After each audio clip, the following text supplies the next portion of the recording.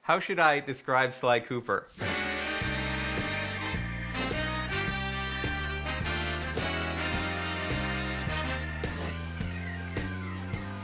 He's charismatic, Suave, debonair, Cool, slick, fast, stealthy, athletic. He's a daredevil. Sly Cooper is charming thievery. We started with the idea that we wanted to do an action game where the primary character was a thief. The choice of a raccoon was a pretty natural fit in terms of, you know, obviously the mask being in place, being, as Dev would say, a creature of the night. We very early on wanted to make a game that looked and felt like a cartoon, but was one step closer to realism rather than flat and graphic. We started experimenting with different ways we could bring this character to life, cell shading, how to make it feel like a cartoon but still feel like a great 3D game. We want it to actually look like it was inked and painted. And we want the backgrounds to be, you know, really lush and have a painted look, so it looks like it's a living animated episode that you've been thrown into. When you look at the game, initially, the first thing that draws you in is the beautiful art style and lush, very, very lush look of the environments. But when you actually play the gameplay itself is lush as well.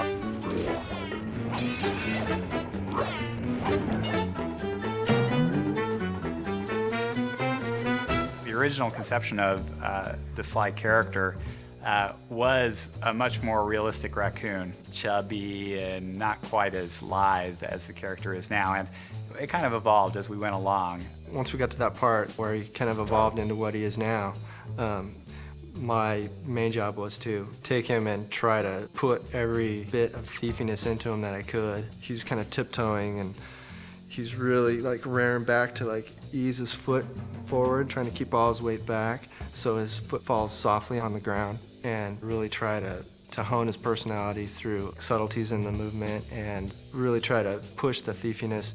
Is we wanted Sly to feel really agile. We wanted him to feel like Sly could do the most amazing physical feats.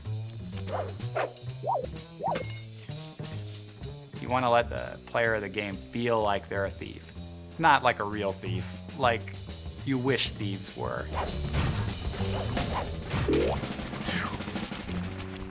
Sly Cooper's story is really cool. He comes from a long line of super raccoon thieves.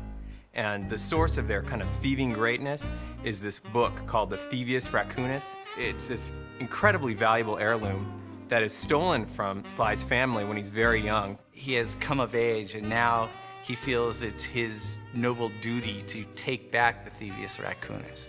Sly has two buddies, Bentley and Murray.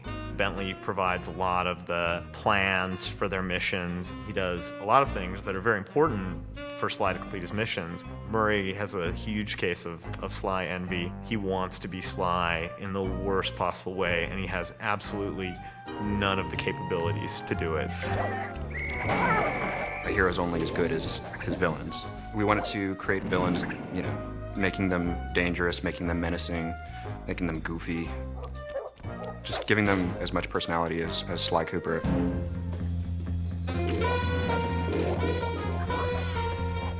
It's a super high bar being in the action-adventure category. I mean, all of the greatest games, the best games that are out there are all action-adventures. The genre is such that you have to really excel in every single phase of the game. Going from saying Sly should be sneaky to actually having him feel sneaky in the game is hard. You have to start and you have to get the animation right, then you have to figure out how the engine's going to play the animation and how it gets affected by where he is and what he's doing and how the player can feel in control at the same time. People are doing shoot-'em-ups and things with, you know, big weapons and things like that, and this is all about character, so you can get the feeling of, you know, I am Sly and I'm sneaking around. Anytime we can exploit anything in the environment, build it in a way that, you know, as Sly's running over, it might seem more stealthy. We completely exploit that. And our golden rule is whatever is thiefier wins. If you want to make a game that looks different, The PS2 gives you the opportunity to do that. As a programmer, it has a ton of tools for solving all sorts of different types of technical problems. A big focus for us has been in getting our tool set to the point where the artists were really unconstrained. Artists will come to us with, they want the game to look this way, or boy, can we have a line around all the characters, the cell shading that we do, or how can we do the lighting models so that things that are bright have certain colors on them. And they have a lot of really cool ideas, and I and the other people on the programming team work on trying to get the technology put in place so that we can make those ideas happen. What we were able to do was put together our own lighting algorithm in vector units and then do the same thing for the cell borders that we put around all our characters. We could get it to all run super fast and have it all look different than other games. That was really our goal from the start, was to have a game which looked different. It's been an interesting process building a team to build a game like this. It's been great working with such a dedicated group of people. I've never really ever worked with a group I think as hardcore as this. It really does require unbelievably talented artists, unbelievably talented programmers, and unbelievably talented designers. How you doing?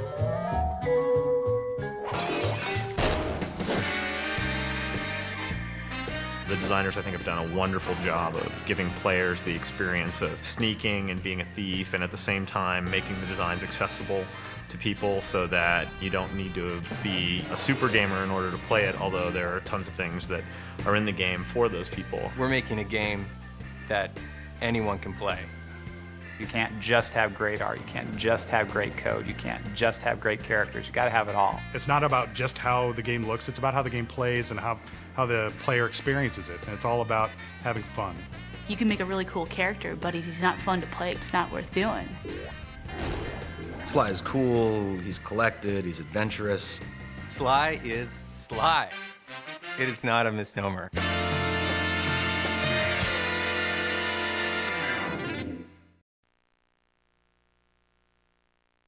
Sly Cooper is cunning, cool. Am I supposed to look in the camera at you? Tell me about Sly Cooper. Well, Sly Cooper is a thief, and he's a different type of thief. He's cool, he's tough, but he's got to be lovable at the same time. And he's also a really good-looking guy, and he has a sexy voice. Just, arr.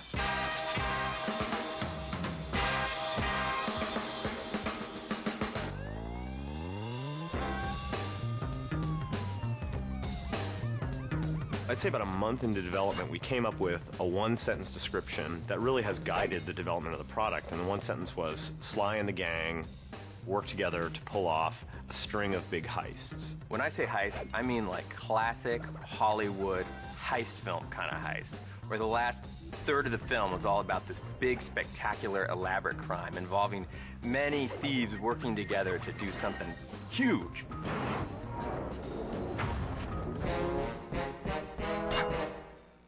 We knew we wanted to do something a little different than the first Sly. We wanted to broaden some of the gameplay elements, broaden the environments, have more characters in the game. You actually use all the different characters' skills in different ways and different combos, and it really makes for a really fun experience. There's a backstabbing, there's a betrayal, there's a jailbreak.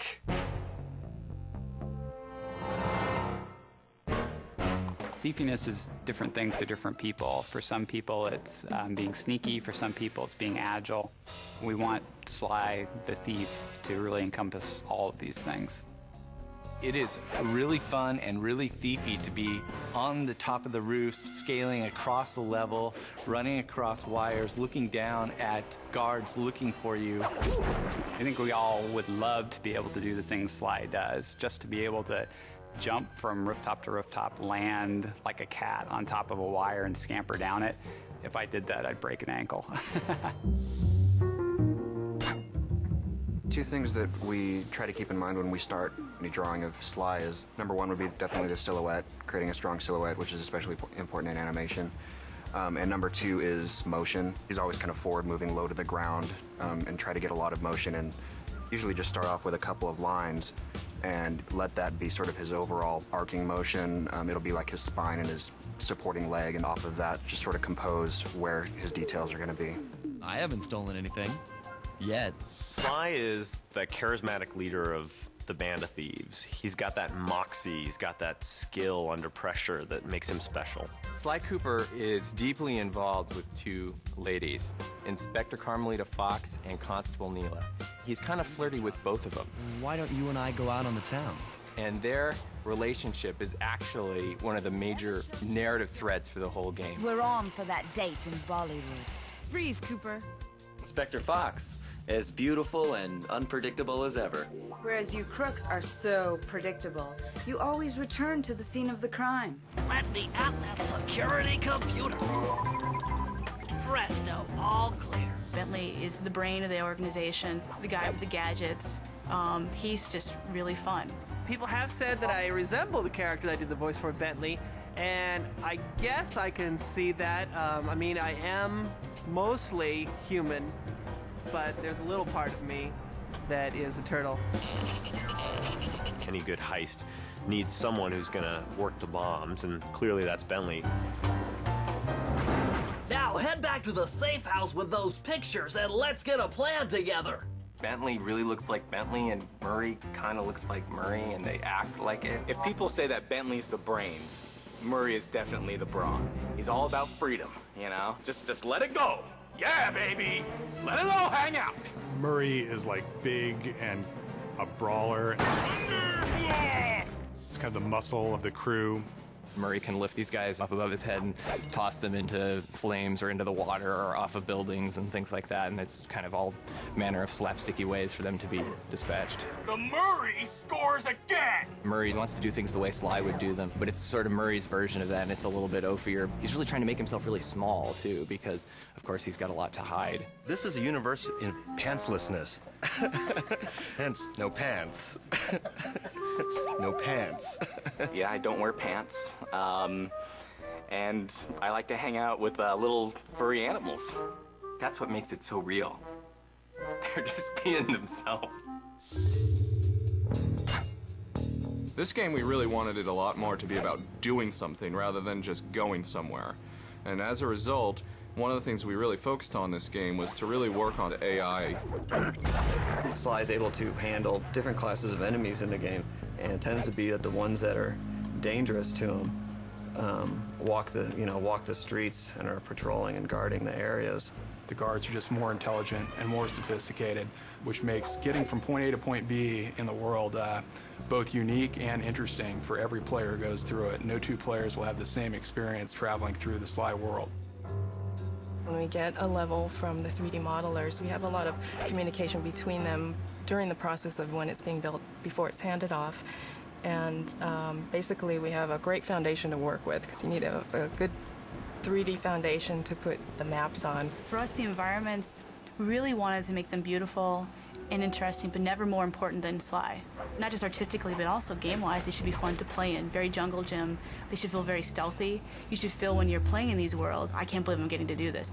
You and the rest of the Claw Gang have to be stopped. No! Let's dance! Here, I am king. Oh, it's tough being this tough. You learn too much about the Claw Gang. Immortality is what I seek.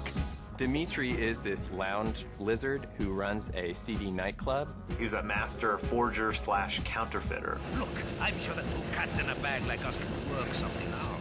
The coolest part about Dimitri is how he talks. English is his second language, and he learned all his English from watching hip-hop videos. Have you no vision? Are you hearing what I mean to you?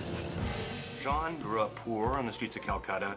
He turned to selling illegal spices. He's come up in the world, and he's basically trying to buy his way into royalty. He's just a low-level street thug in rich robes. All I see is a fat, pathetic weakling. The Contessa is a creepy spider, an expert in hypnosis, and works for Interpol, the police agency. She decides to open up this rehabilitation clinic for criminals. But wait, it's just a scam, because it's really a front so that she can hypnotize criminals into telling her where they've hidden their loot. You're an ignorant child playing dress-up in his father's legacy. Oh, I know all about you and the Cooper clan. Oh. Scared me. Jean Bisson was a prospector. He got buried in an avalanche for 100+ years, and he thawed out. And he's decided that he's gonna push back the wilderness. He loves strip mining. He loves clear cutting of trees. He's just a product of his time. He just happens to be living 100 years later. So his entire mission in life is to tame the West. As my father said, the only good fish is an eaten fish. Arpeggio is a small flightless bird, and because he can't fly, he's completely enthralled with all the flying machines of Da Vinci. When they said I was playing the parrot, I was kind of like, oh, they'll love it when I come walking in. Hi, I'm the parrot. 6'4" and very large man plays a little tiny crazy parrot. Arpeggio, eternal life, that's what I crave, eternal life.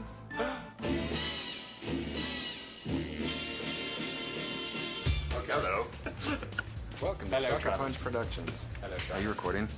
No, that's awful. I think one of the real big strengths at Sucker Punch is it's a very creative team that tends to push themselves. What's this for right here? That is to make sure that Nate is working. It's always been a collaborative effort all the way through the pipeline. And the pipeline is set up like that specifically so that everybody gets their chance to inject themselves into what they're doing. Hey, how's it going? We've been really lucky in that we've just gotten really great people on board to do the kinds of things that we need to do, making a really great game. Well, we're crazy. Do you want any dialect or anything to make it appeal to the European gaming market? Raccoons, squirrels, turtles. Sly Cooper 2 is the finest game you'll ever play this year.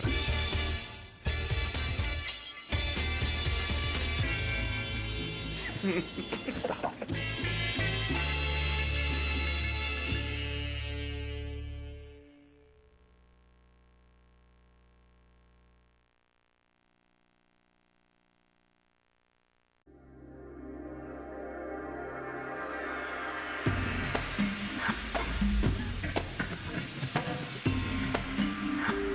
Okay, well, I guess we're here to talk about some of the earlier stuff that was produced for Sly. I'm Dev Madan, the art director at Sucker Punch.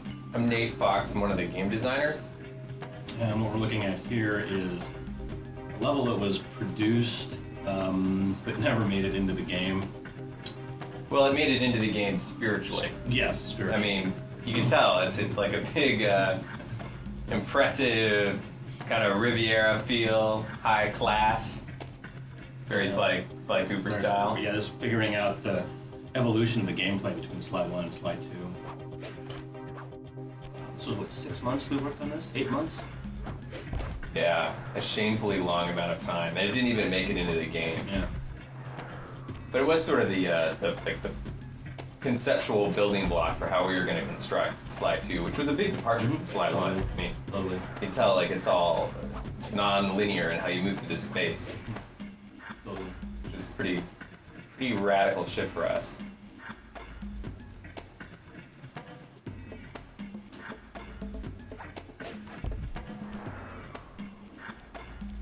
I remember in this level, we were going to have Bentley steal a giant yacht and smash it through all of these docks and eventually bash it into that large building, which was a casino, so that the Cooper gang could pull off a pretty sweet heist. Those are the smartest guards ever. I know. But at least they stand at attention, you know. Sly attacks them and they're there, they're very present emotionally. I love this cop boat because it features the fine Sucker Punch tradition of writing poor French on things. 10 months. So we're now back at Sly 1. JT, do you read me? Yeah, Bentley, I hear you. I've just identified a potential problem.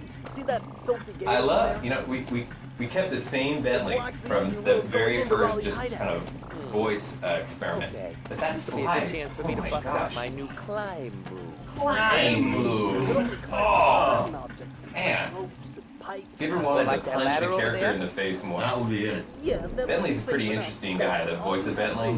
He's a friend of the fellow in the office. He worked in a record store down the street from me. Yeah. Jump and hit the circle to Be nice to go in and get a recommendation on an album. And he ended up being the voice of Bentley. Yeah. Well, it'll give you record recommendations in the Bentley voice. I think you want the one. 2 shelves down. Yeah, how many times? Oh, look at the dancing cash. Yeah. Nothing says video game good times like dancing inanimate. Well, I guess it is animate if it's dancing. But, oh man, even this music I remember. I can't listen to this CD anymore. so this is the same level we're just looking at, just in a obviously much more primitive form. Look at the animations. Oh yeah. Sly looks like he's got a problem. Yeah. What's his deal? If you saw somebody in real life running like that, what would you assume would happen to them? I'm thinking burn victim. Back injury? Fused spine? Fused spine? Oh, yeah. 18 months. We didn't have the cell borders on Sly. No. Sly's cane could transform into many unique devices, including this fabulous number, which would allow you to see an invisible maze. So amazing. We were so abandoned in terms to put this in the game. This level went through the entire development process. Everybody in the office touched it, at least once. Yeah. It's funny that parts of this level actually did ship in Sly 1. Probably. Sly versus the huge pistons. Why is Sly always evading large machine parts? If I ever get rich, I'm gonna hide all my money around huge moving parts. With open fire pits. Yeah, lots of fire right near my folding paper cache. Oh, check out that dynamic move.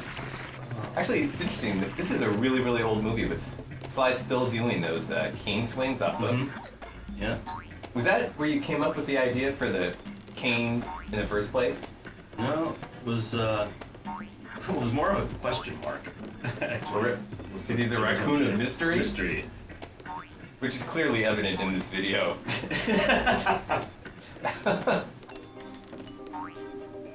Who is that masked character swinging on the The one thing that I kind of wish that we didn't get rid of was the original idea was that Sly's eyes, you should always be able to see them, even in the dark. So, like, you'll see here, when he turns around, if he ever turns around again, but how his eyes pop out. Yeah. Oh, remember that checkpoint with the Sly logo on it? We had a lot of arguments internally about whether or not there would be Sly iconography in the world that belonged to the boss. Yeah, totally. It would feel more like stealing if you didn't run across stuff that belonged to you. Yeah. These made it in. I like that most of our conversations internally are about what would make it feel more like thieving or being a thief. At this point, I think we're pretty aware of what it takes to be a thief, and if we lose our jobs, we got another line of work. Yeah, we've got it. Our second career is all lined up. Oh, the freeze Oh fish. yeah. Oh yeah. Like it made sense that you wanted Sly to be able to freeze things that will be recognizable. Yeah, well, we gotta know, right? Yeah. Like, players will not know that they can freeze water, so they So, should something like need a something fish. iconic. Yeah. Yeah. Who doesn't want to freeze a fish? Oh, the crab takes it again. And this is. I like that we made the NPC orange, so that you can't tell from where he is on the floor. All right. So orange NPC on an orange platform. That's part of his cunning camouflage ploy. Totally. If anyone asked, it was completely to make the NPC look extra smart.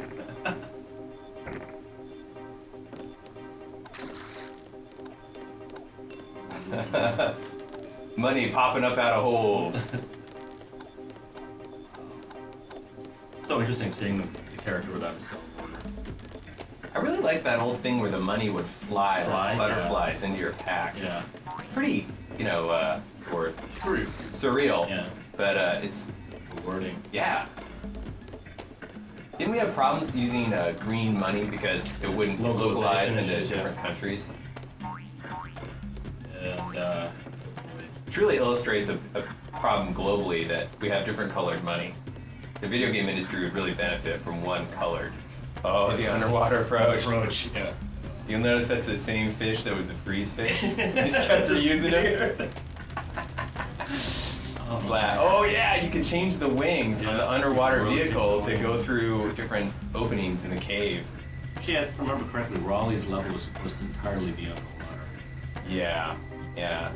That was going to be our first level of the game, underwater, because it was going to be easier to do it that way. Oh, man. Oh. Very intense. This is amazing. This old Sly, it's good. Was this PC? Was this on PC? I don't know. You know, frankly, like, I've blocked this Sly out of my memory. As far as I'm concerned, the Sly we know today kind of sprang up, fully formed. He's like got boxing gloves on and big clown shoes. Clown feet. Oh, but check it out. He's a dynamo in action. Wow, what's that up ahead? Stairs. Oh yeah. Video games are all about like fantasy fulfillment, and here we're fulfilling the fantasy of ascending a blue staircase. But watch out, kids! There's lava up ahead.